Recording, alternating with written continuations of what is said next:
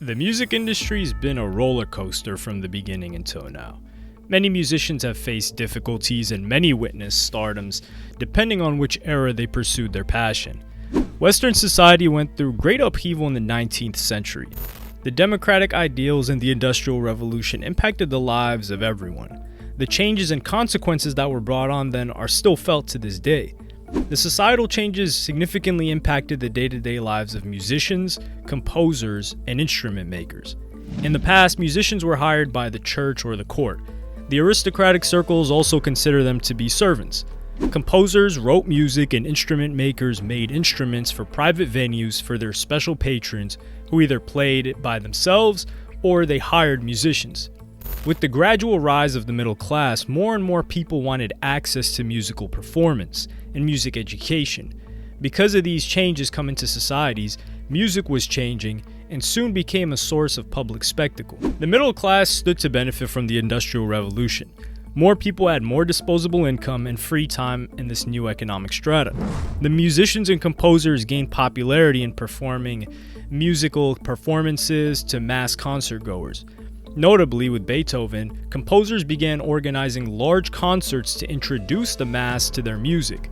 As audiences grew and demanded more, the composers wrote lengthy musical pieces and demanded more from the musicians. The idea was that the bigger the better, created new musical genres like tone poems and large symphonic and operatic compositions. The size of the string sections in the orchestras grew larger, along the number of percussions, woodwind, and brass instruments. The first musical stars were those musicians who could amaze and dazzle the listeners with their virtuoso.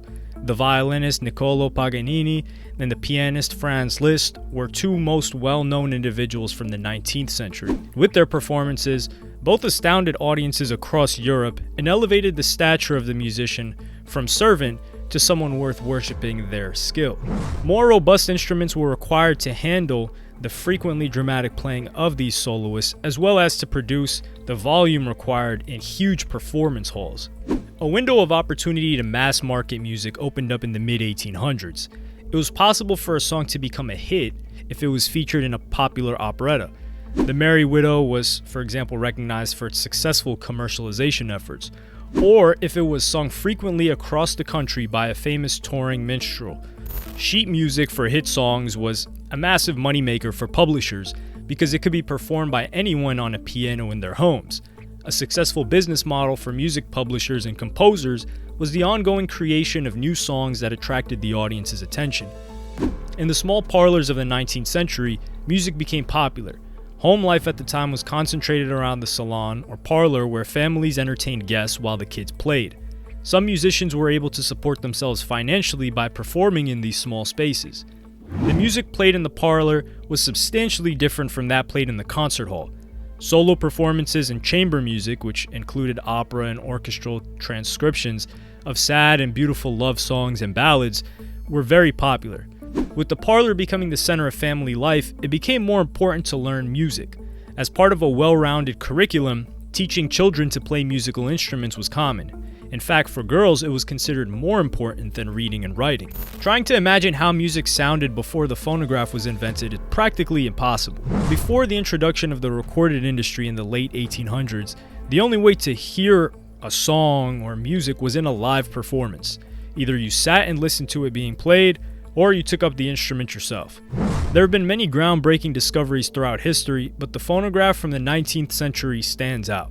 When Thomas Edison first demonstrated his phonograph in 1877, the world took notice.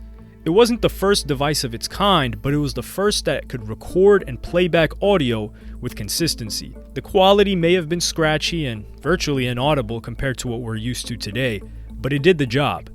And Edison imagined a wide array of uses, from commercial use to make dolls speak, sing, or cry, or to record the last words of dying people. But in 1878, he predicted, the phonograph will undoubtedly be liberally devoted to music. The inventor was right. Within a short period of time, entrepreneurs began placing coin and slot machines on city streets, or jukeboxes, where visitors could listen to several minutes of audio. Jokes, monologues, and songs recorded on phonographs played from wax cylinders. One machine in Missouri made $100 in a week, so it was an instant hit. After that, selling recordings was the natural progression. The early phonograph was just a crazy mix of different things. It was all over the place, explains Jonathan Stern, professor at McGill University. Military bands' recordings were popular after the Civil War because of the passion for marching music, but quickly there were hits and even new musical genres. After its release in 1920, Marnie Smith's Crazy Blues became an instant smash, selling 1 million copies in just 6 months and thus launching the blues genre. Then came jazz, then came quote-unquote hillbilly music. It became clear to producers that in order to sell records, artists needed to make sure their songs fit neatly into a recognizable genre known already by the audience. One surprising hit was opera.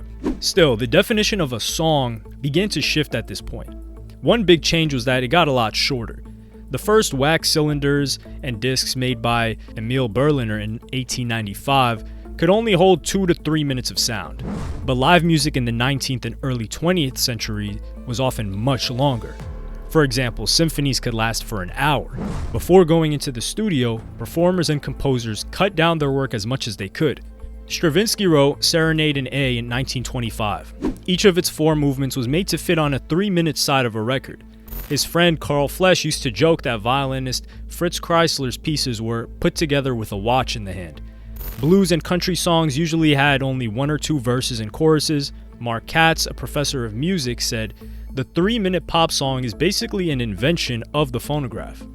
Also, the early phonographs didn't make a very good sound. Microphones were not yet around, so recording was done by hand. Musicians played into a big horn, and the sound waves moved a needle that carved the music into the wax. It didn't catch much of the low or high end. One critic said that the violins turned into a pathetic and ghostly murmur, and that the high voices of the women sounded terrible. So the instruments had to be changed to fit the medium. Jazz bands got rid of their drums and replaced them with cowbells, wood blocks, and tubas. Getting good takes a lot of physical effort for the phonograph. A musician or a vocalist would have to put their face close up to the microphone's horn in order to record soft sections. Yet, a singer would have to spring back when hitting a high C because it's too forceful, and the needle would bounce out of the groove, a professor of history at St. John's University said. "I got plenty of exercises," an opera singer joked. If the song required a large number of instruments, the musicians would have to pack tightly in front of the cone, risking that someone would hit the others in the face with the instrument. Plus, perfection suddenly mattered. Ada Jones noted in 1917, "On the phonograph stage, the slightest error is not admissible." As a result, the phonograph rewarded a new type of musical talent. You didn't need to be the most charismatic or passionate performer on stage, or have the greatest virtuoso, but you did need to be able to regularly pull off a clean take. These demands produced unique stress. "It's something of an ordeal," admitted the violinist Maud Powell. "Does your finger touch by accident 2 strings of your fiddle when they should touch but 1? It will show on the record, and so will every other microscopic accident." Plus, there was no audience from which to draw energy. Many performers froze up with phonograph fright. The first music labels to be established were Columbia Records, Edison Records, and Victor Records. They were founded in the late 1800s. All of them initially started by selling phonographs and records, creating musical catalogs, and doing technological research on developing better instruments to improve the recording quality. Vaudeville and Tin Pan Alley style songwriting arrived, which was family-oriented and not offensive. Irving Berlin and Cole Porter became famous names in the music scene around this time. Sheet music was quickly replaced by records as the most important music-related product on the market. The arrival of radio in the 1920s marked the next major development in the business of making and playing music. This paved the way for a new method of music discovery and offered songwriters a fresh channel through which to spread their music. The performances of symphony orchestras and opera companies were available to the general public for the first time, rather than just the wealthy. The radio also gave fans a new way to hear their favorite musicians. Singers like Bing Crosby and Al Johnson became household names thanks to their popularity. Because of the development of radio, the music business boomed. Musicians were able to connect with more fans, and fans were able to listen to music whenever and wherever they pleased. Artists became famous all over the country, or even the world, without having to travel to perform. This development also brought fresh possibilities for record companies and publishers. Companies began sponsoring songs and utilizing them to promote their products, a trend made possible by the radio's ability to spread the music widely. When the record industry took off in the 20s, it ushered in the era's first genuine case of artist-label conflict. Both the artists and the record companies sought higher album royalties, but the labels were concerned about keeping expenses low. Singers like Bing Crosby and Al Jolson broke away from their record labels and founded their own businesses as a result. It also sparked the beginning of artists' attempt to form unions. The introduction of television in the 50s was the next significant event in the history of the music business. In turn, this increased the artist's exposure and thus record sales. Jazz, rock and roll, and country all emerged within those few years. It spawned new businesses inside the music industry, such as record labels and event promoters. Both new challenges and opportunities presented themselves to the industry around this time. Movies opened up a whole new audience to music, and the upbeat sounds of swing jazz helped keep people going when times were rough. A comparable impact occurred during World War II. Music was embraced by the US government to boost morale and encourage citizens to show their patriotism. Popular songs like God Bless America and This Is My Country were written and performed. The decades following World War II were a golden age for the recording business. The baby boomer generation was getting older and had money to spend on music. And so we have rock and roll and the widespread acclaim of performers like Elvis Presley and the Beatles. When you compare Columbia Records to its humble beginnings at the tail end of the 19th century, you'll see massive changes. One consistent is that they've been at the top of the game. The business has been selling recorded music and other sounds since the 1880s. Columbia Records, which was an innovator in the music business in terms of both technological advancement and content, is still going strong as one of Sony Music Entertainment's 4 big label groups. The modern Columbia Records can be traced to the Columbia Graphophone Company and the work of Chichester A. Bell and Charles Sumner Tainter in the 19th century. Nearly 10 years after Thomas Edison's tinfoil phonograph, they developed the graphophone, which used a recording stylus to trace vibration-induced sound patterns onto a cylinder of wax-coated cardboard. This is still the logo of Columbia to this day. By acquiring majority shares in both the graphophone and Edison's phonograph, the North American Phonograph Company was born, a company that would go on to produce office dictating machines. Rights were granted to regional subsidiaries around the US. Once the innovation was implemented in the entertainment industry, however, an obvious winner emerged. The Columbia Phonograph Company, a division of the parent company, recorded the most speeches, military marches, and popular songs in the Washington, D.C. and Baltimore metropolitan areas. Columbia's secret to success may be summed up in a single word: innovation, which they've continued to do even in the digital era. The company's been at the cutting edge of technological development ever since its establishment. As a member of the technologically progressive Sony family, the pattern didn't change. The same could be said about its pioneering status in the music business, which it maintains to this day. If we just take a look at some major dates for innovations that Columbia Records made, it would look something like this. In 1886, they acquired a patent for the graphophone. In 1891, Columbia Phonograph Company sends out a catalog of its popular songs, speeches, and other sounds recording onto the graphophone cylinders. In 1901, they released its first 7-inch disc, when the gramophone flat provided to be the better product. In 1904, they started producing 78 RPM discs, as well as 2-sided discs. In 1913, they stopped producing cylinders and became the Columbia Graphophone Company. In 1926, they took over the Otto Heinemann Phonograph Corporation, bringing over stars such as Louis Armstrong and Clarence Williams. But in 1948, Columbia released the 33 1/3 RPM long playing record, which became the industry standard, which we'll discuss right now. The longer playing record, or more commonly known as the LP record, had an immediate effect on the music industry and set itself as the standard of its time. The 78 RPM shellac discs inspired the 33 1/3 long playing record. Recording companies struggled to break the 3 and 4 minute playing limits set by the phonograph. In the 1920s, Columbia, Edison, and Victor extended the playing time to 7 or 8 minutes. Victor's 1931 attempts to make a long playing record failed due to the shellac record's slower turntable speeds, causing rumble and undesired frequency noise. Record companies tried to add more grooves to records to enhance their playing length, but the surface couldn't hold all of the sound information of the narrower grooves. In the 30s, vinyl resins were introduced. Vinylite, a blend of vinyl chloride and vinyl acetate, was harder and finer than shellac and allowed discs to be made with 224 to 226 grooves per inch, which was a massive advancement. Columbia Records, under the leadership of Dr. Peter Goldmark, created the first commercially viable LP record, and they conducted a press conference at New York's Waldorf Astoria Hotel on June 21, 1948, to introduce their new technology, a 12-inch micro-groove disc with a playing period of 20 to 30 minutes per side. Columbia had to show off not only their new LP record, but also the new player that could play it. The new record player's turntable spun at an even 33 1/3 RPM. With the turntable operating at such a reduced rate of speed, it was important that noise be reduced and inconsistencies were eliminated. LPs were popular for all genres of music, but they were especially well suited for lengthy pieces like symphonies and operas and albums. LP was the new norm for the whole recording industry, and it spread rapidly. It remained the standard format for a long time with just minor tweaks, and later added stereophonic sound.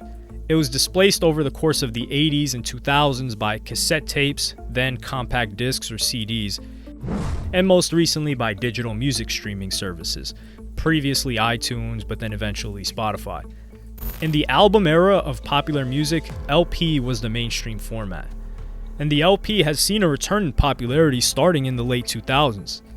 There was a decline in the demand for dancing bands after World War II, as returning servicemen and their wives settled down with family.